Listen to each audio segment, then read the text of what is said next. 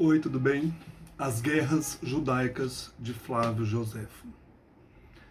Vamos acompanhar hoje esse momento tão importante que está aqui nas obras completas, nesta edição que reúne os 4 livros escritos aí por Flávio Joséfo, esse historiador do final do século I e início do século II, englobando aí um período importante da história de Israel. Então nós temos aqui nesse livro as Guerras Judaicas, as Antiguidades Judaicas, Contra Apion e Autobiografia. Hoje quero comentar sobre esta obra, As Guerras Judaicas. Edição primorosa, traduzida por Vicente Pedroso, editora CEPAD, de 2009. Aqui nós temos então Joséfo resgatando um dos momentos importantes da história de Israel. Ele vai contar nestas guerras judaicas a conquista de Jerusalém por Antíoco IV Epifânio em 164 a.C. até o final da Primeira Guerra Judaico-Romana em 73 d.C. É um arco que se estende aí por esse período tão importante da história de Israel e muitas vezes desconhecido por nós que lemos o Novo Testamento, conhecemos a Sagrada Escritura. Então é preciso se olhar a partir de um historiador, e Flávio Joséfo foi importante porque ele participou de alguns eventos, como descreve na sua autobiografia.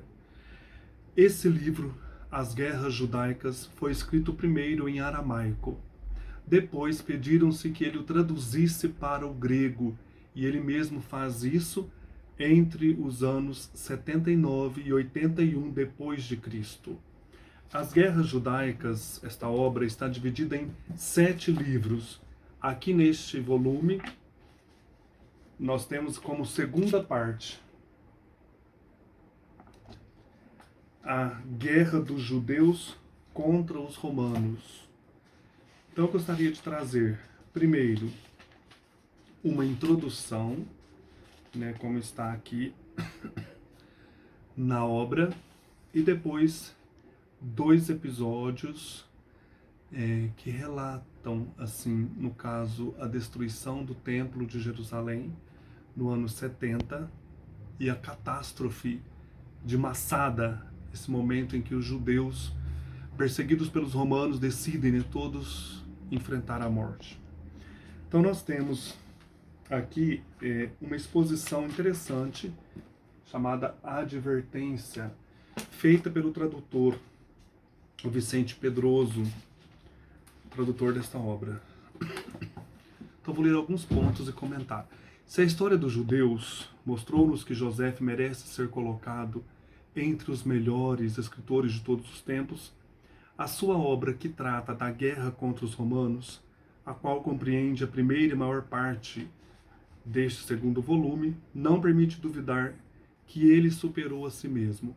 Então nós temos aqui as Antiguidades Judaicas, da criação até o início desta guerra, e depois a segunda parte, propriamente a guerra dos judeus contra os romanos. Várias razões contribuíram para tornar este livro uma obra-prima: a magnitude do assunto, os sentimentos que produzia em seu coração, e a ruína de sua pátria, e a parte que ele tivera nos principais acontecimentos desta sangrenta batalha. Que outro assunto poderia igualar-se a este grande assédio que mostrou a toda a terra como uma única cidade, a Cidade Santa, teria sido obstáculo à glória dos romanos? Se Deus, por castigo de seus crimes, não a tivesse fulminado com os raios de sua cólera. O Flávio Joséfo vai trazer isso. Essa catástrofe de Jerusalém aparece então como um sinal do castigo de Deus contra a impiedade dos judeus.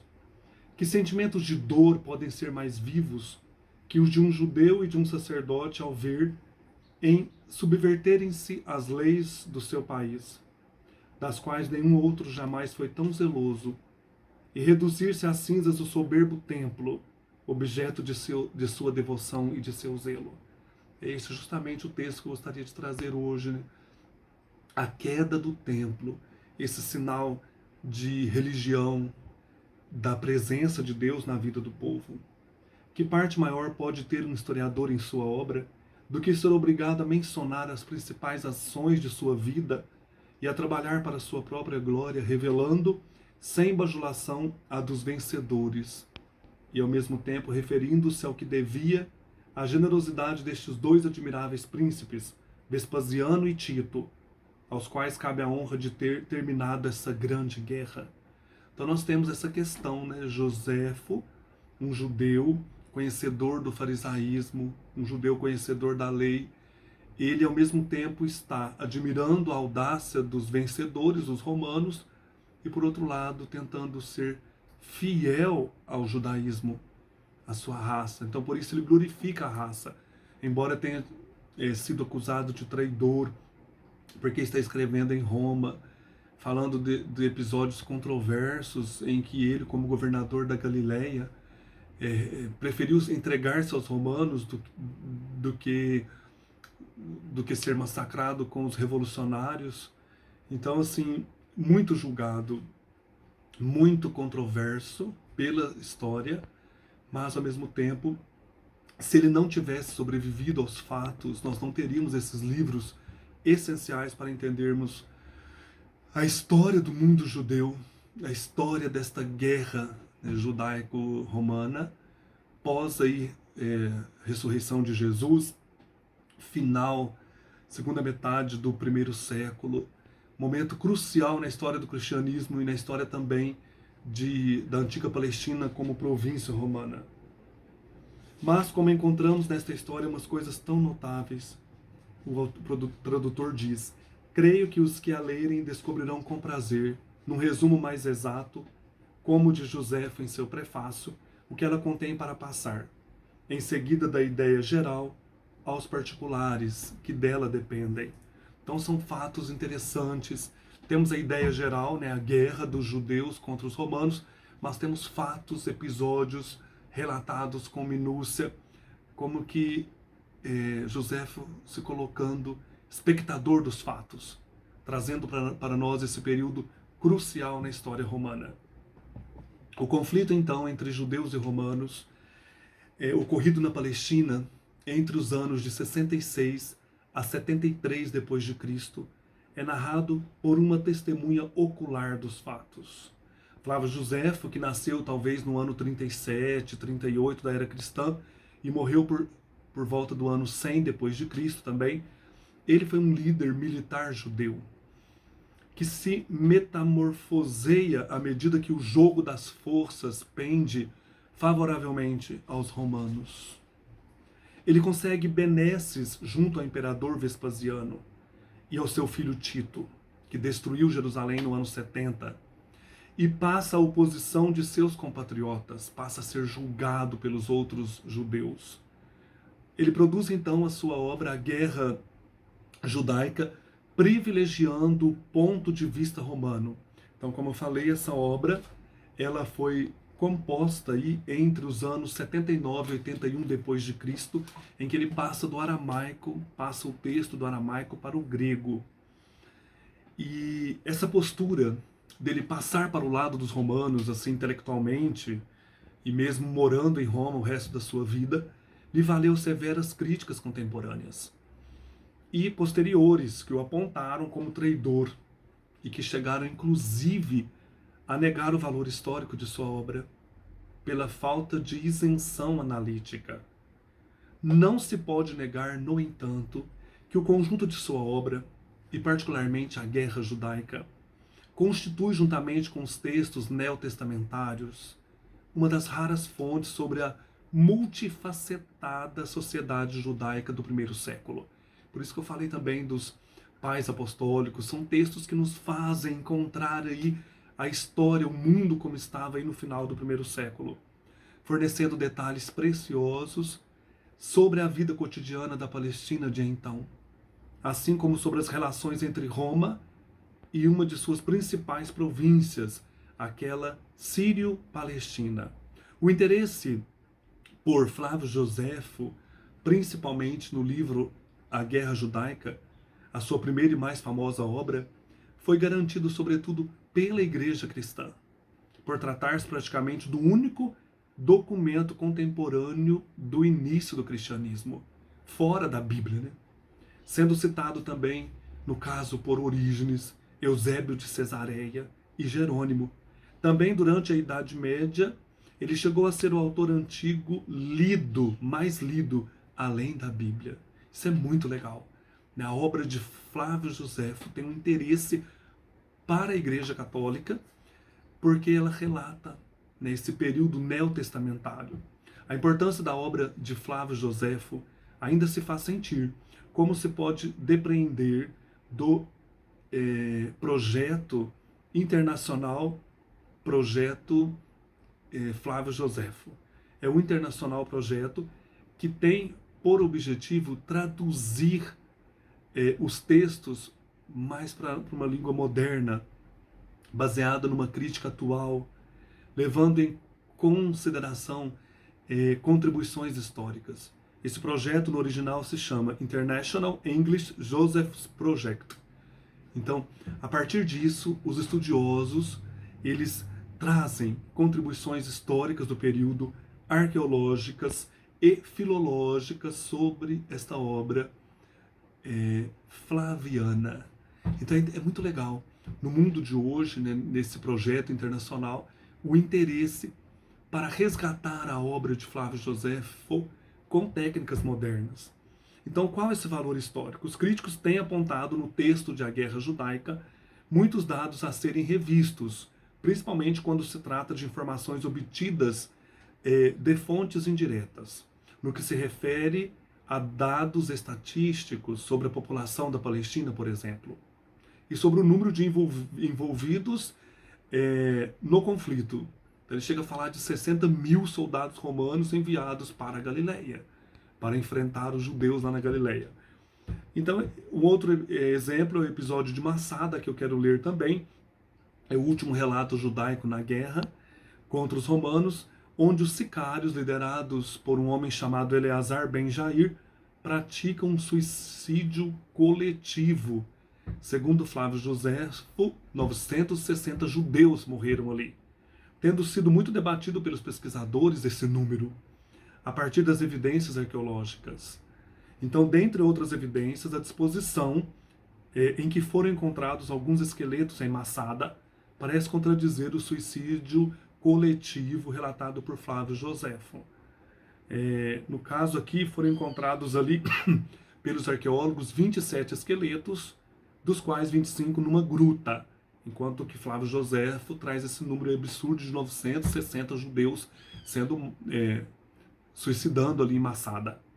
Um desses esqueletos estava numa posição característica de quem foi enterrado de maneira tradicional e não jogado do precipício. Dentre os materiais encontrados em Massada, incluem-se linho, pelo de cabra, lã e algodão, o que coloca mais uma dúvida sobre a narração de Flávio Joséfo, que diz que todos os pertences dos judeus de Massada foram queimados. Então, esse trabalho desse projeto internacional moderno de ler a história de Joséfo com arqueologia, filologia, com instrumentos modernos, colocam em dúvida alguns elementos aí da guerra judaica. Assim, a narração de Flávio Joséfo deve ser entendida como uma combinação de fatos, ficção e conjecturas. No caso de Massada, o que deve ter ocorrido foi o suicídio de certo número de sicários, e este fato teria sido ampliado por Flávio Joséfo. Alguns teriam lutado contra os romanos e outros tentado fugir, o que explica os 25 esqueletos encontrados numa caverna. Então é interessante observarmos também essa maneira atual de olhar para o texto de Flávio Joséfo. A desigualdade de forças entre o exército romano e o exército israelita pode ser considerada uma das razões que oferece rapidamente o fervor patriático de Flávio Joséfo. Então a desigualdade era intensa, e ele não só evidencia essa debilidade militar israelita, mas envida todos os esforços para demover seus compatriotas de continuar a lutar. Não é bem sucedido o seu intento lá na Galileia, né?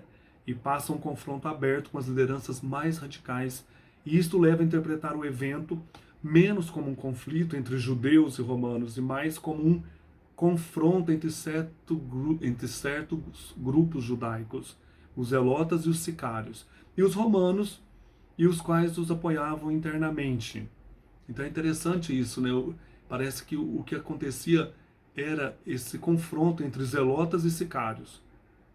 E o Flávio Joséfo quase que diz que era uma guerra civil, e os romanos apoiavam internamente os sicários. Então essa questão também ela é interessante, né? Parece que Flávio Joséfo existe também esse momento aí da guerra civil. Com isso, os generais romanos passam a ser apresentados mais como salvadores que como opressores dos judeus. E os revoltosos se transformam em simples bandidos ou terroristas de grupos opostos. Qualquer que seja a avaliação que se faça, então, desta concepção da obra de Flávio Joséfo, não se pode deixar de considerar uma importante fonte historiográfica sobre a Palestina do primeiro século, principalmente quando se defronta com a perda de outras fontes sobre a questão, e que só são conhecidas por terem sido citadas em outros documentos posteriores. Então, o interessante da obra de Flávio Joséfo é que está bem recente ali a obra, frente aos acontecimentos. Então, assim, o que temos de outras fontes são posteriores, bem mais para frente. A de Flávio Joséfo está ali quase que no caldeirão desta guerra, né?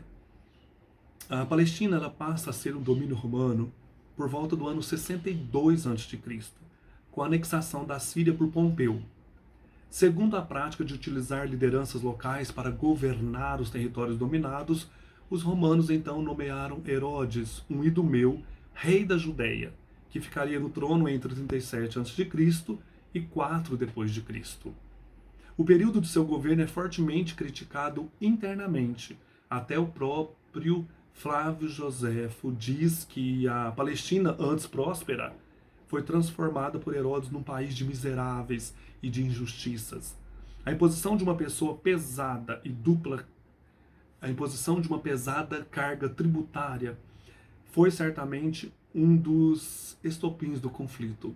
Então Herodes impõe uma pesada e dupla carga tributária sobre os judeus aí da Palestina, aliada também a questões de cunho simbólico e religiosos, como a imposição do culto do imperador. Então você deveria, além disso, pagar tributos a Roma e cultuar o imperador. O movimento, então, teve uma adesão maciça de camadas inferiores da zona rural, as mais afetadas pela situação imposta pelos romanos e seus aliados, como era comum acontecer em outros conflitos de Roma e suas províncias. Deve-se dizer que em fins da era de Augusto, aproximadamente no ano 14, a verdadeira camada dominante era constituída aproximadamente por 160 pessoas. Um exército permanente de 350 mil a 400 mil homens garantia o status quo, tornando ineficaz qualquer revolta contra o domínio romano e das lideranças locais, suas aliadas. Então não tinha como enfrentar esse domínio romano, né?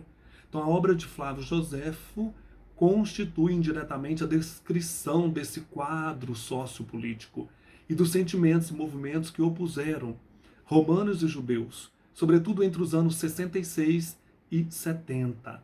Apesar de conhecer muito bem esta realidade, a posição social de Flávio Joséfo, membro de uma família sacerdotal privilegiada de terras, proprietária de fazendas, atingida em cheio pela ação dos rebeldes, inclusive seus pais foram mortos, o leva a escamotear as verdadeiras causas da revolta judaica, porque ele participava da elite. Não obstante, a interpretação dos motivos que causaram a guerra judaica contra os romanos tem causado polêmicas entre os estudiosos. A interpretação teológica, sempre partindo das informações de Flávio Joséfo, diz que se considera a guerra judaica como um castigo de Deus pelos pecados dos judeus.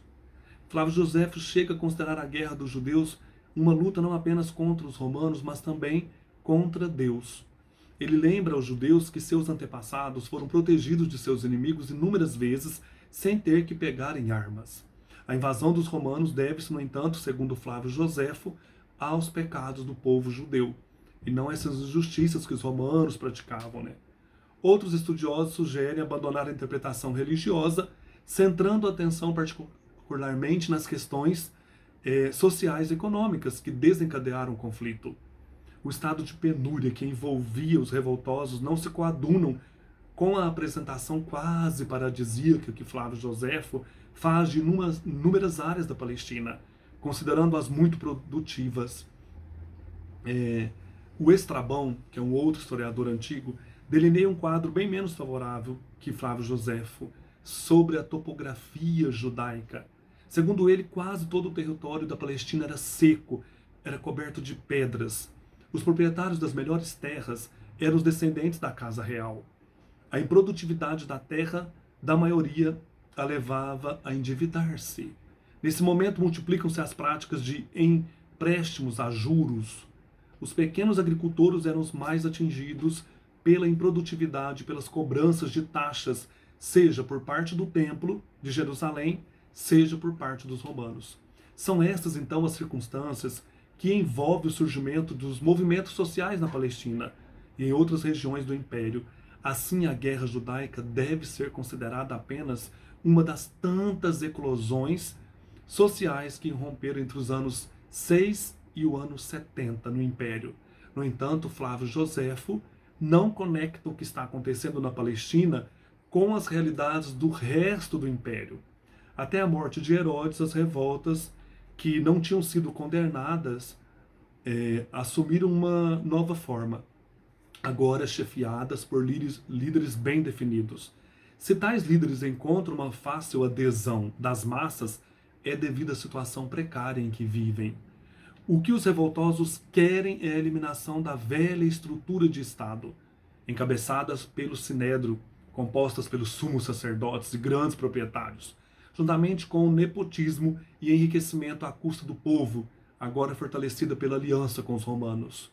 Flávio Joséfo insiste em defender que a ordem social é dada por Deus, por sua ação, e que ele não se sente nem um pouco traidor do povo judeu ao bandear para os romanos, que se tornaram a garantia da ordem na Palestina. Assim, o quadro que Flávio Joséfo apresenta aqui tece dos inimigos, o quadro que ele tece dos inimigos é o quadro que a classe dominante tece no século I da nossa era. Flávio Joséfo insiste em dar uma outra conotação dos fatos. Então, isso que os judeus estão fazendo é porque eles receberam um castigo. Essa guerra é um castigo de Deus porque eles não foram fiéis. Enquanto que a estrutura social e econômica da Palestina antiga era uma estrutura de injustiças. Então, existe aqui essa imparcialidade e um posicionamento quase que romântico de Flávio Joséfo, obtidos aí por seu testemunho pessoal ou apoio de outras fontes indiretas. Nós percebemos que ele tece assim esse quadro teológico, enquanto que no fundo o quadro econômico era muito mais grave e mostrava por que estava acontecendo tudo isso na Palestina. Sem julgar Flávio Joséfo, que é o que muitos fizeram durante a história, gostaria de trazer então dois trechos do livro Guerras Judaicas, ou Guerra dos Judeus contra os Romanos. O primeiro trecho é do livro sexto, em que ele fala do Templo de Jerusalém, que no caso eu quero ler então o momento em que ele vai falar no capítulo 27 e 28 dessa queda do templo. Então, livro sexto, capítulo 27 e 28.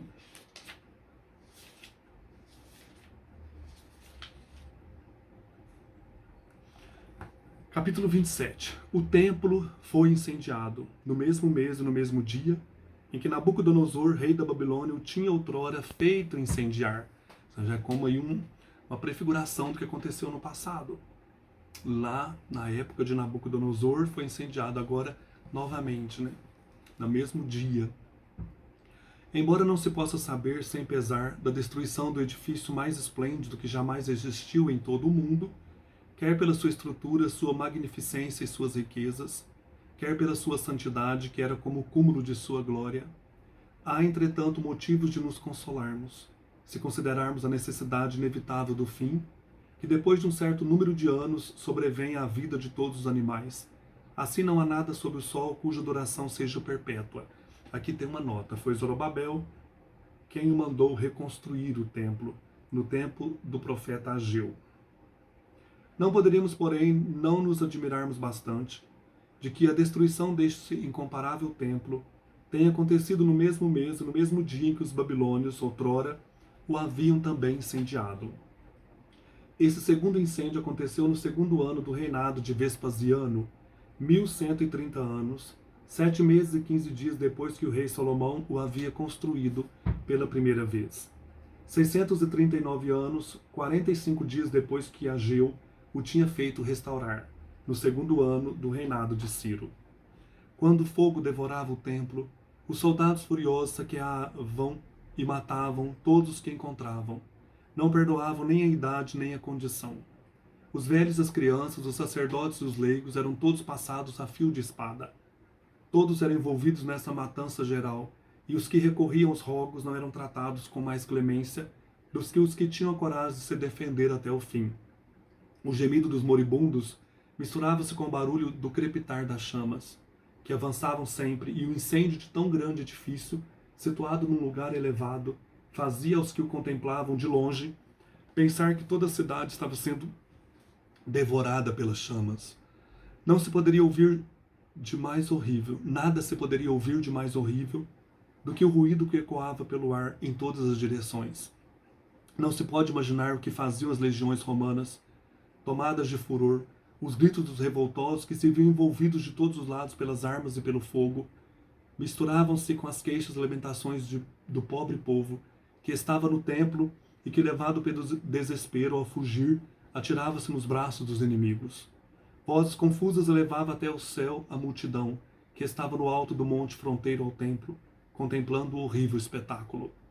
Aqueles mesmos que a fome tinham reduzido aos extremos, aos quais a morte estava prestes a fechar os olhos para sempre, percebendo o incêndio do templo, reuniam todas as suas forças para deplorar tão grave desgraça. Os ecos dos montes vizinhos e da região que está além do Jordão multiplicavam ainda esse barulho horrível. Por mais espantoso que fosse, porém, os males que causavam eram-no ainda mais. O fogo que devorava o templo era tão grande e violento que parecia que o mesmo monte sobre o qual estava situado ardia todo inteiro. O sangue corria em tal quantidade que parecia querer competir com o fogo. Quem se estenderia mais? O número dos mortos era maior que o daqueles que os sacrificavam à sua cólera e vingança. Toda a terra estava coberta de cadáveres. Os soldados pisavam-nos para poder continuar a perseguir os que ainda tentavam fugir. Por fim, os revoltosos organizaram tão violento ataque que repeliram os romanos. Chegaram ao templo exterior e de lá retiraram-se para a cidade. Então eu li o capítulo 27, que fala que o templo foi incendiado no mesmo dia em que Nabucodonosor incendiara no passado, e li o 28, que continua a horrível matança do templo. Tumulto espantoso, descrição de um horrível espetáculo. Os revoltosos fazem tal esforço no ataque que repelem os romanos e retiram-se para a cidade. O que eu destaco aqui? Essa vivacidade dos fatos. Parece que José está ali, vendo todo esse horror. Um outro momento marcante foi a última batalha entre judeus e romanos. É o episódio de Massada, que está no livro 7, capítulo 35, das Guerras Judaicas. Esse episódio é muito conhecido também. Todos os que defendiam Massada, persuadidos pelas palavras de Eleazar, matam-se como ele, com suas mulheres e filhos, e o que ficou por último antes de se matar pôs fogo na fortaleza. Livro 7, capítulo 35, Guerras Judaicas. Eleazar queria continuar a falar, mas suas palavras causaram tal impressão nos espíritos que todos o interromperam para lhe dizer que queriam começar logo a executar sua proposta. Estavam tão furiosos que só pensavam em se antecipar uns aos outros. A morte de suas esposas, de seus filhos e a sua própria parecia-lhes coisa não somente a mais generosa do mundo, porém a mais desejável, e seu único temor era que algum deles viesse a sobreviver. Eles se mataram para não cair na mão dos romanos. Tão violento entusiasmo não esmoreceu, mas continuou com o mesmo ardor até o fim, porque estavam persuadidos de que era a maior demonstração de afeto que podiam dar às pessoas que mais eles amavam. Abraçaram as esposas e filhos, disseram-lhes, banhados de lágrimas, o último adeus, beijaram-nos pela última vez, e como se tivessem então tomado mãos estranhas, executaram aquela funesta resolução, fazendo-lhes ver a necessidade que os obrigava a arrancar assim o coração do próprio peito, tirando-lhes a vida, para livrá-los dos ultrajes que os mesmos inimigos os teriam feito sofrer.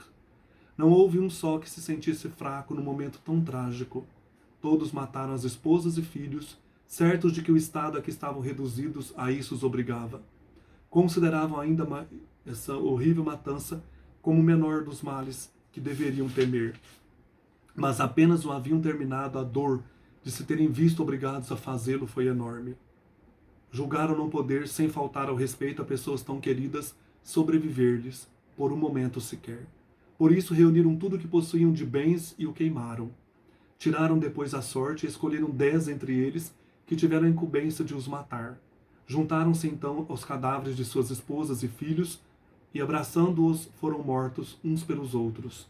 Primeiro por aqueles que tiveram a espantosa missão de eliminá-los.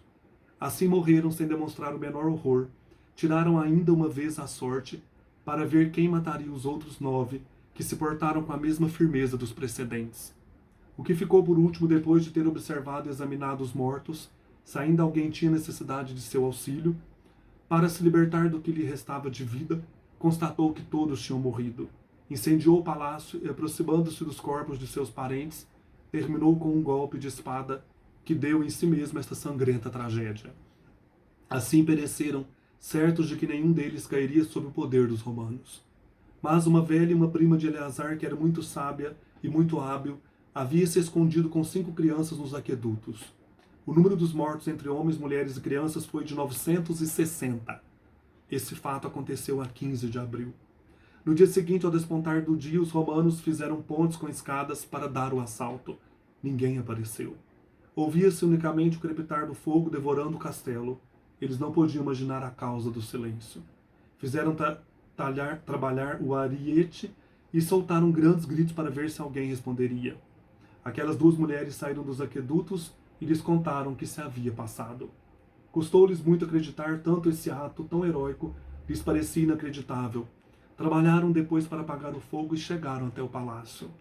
Vendo então aquela grande quantidade de cadáveres, em vez de se rejubilarem, considerando-os como inimigos, não se cansavam de admirar como por um tão grande desprezo da morte, tantas pessoas tinham tomado e executado tão estranha resolução. Então isso aqui, gente, essa obra de Flávio Joséfo, ela é muito vivaz, muito interessante para conhecermos esse grande conflito aí da segunda metade do século I, a guerra entre judeus e romanos. Então, apresentei esse livro, espero que vocês vão atrás dessas guerras judaicas. Quem gosta de história antiga, é maravilhoso isso aqui. A história dos hebreus, a guerra entre romanos e judeus de Flávio Joséfo. Um abraço, até mais.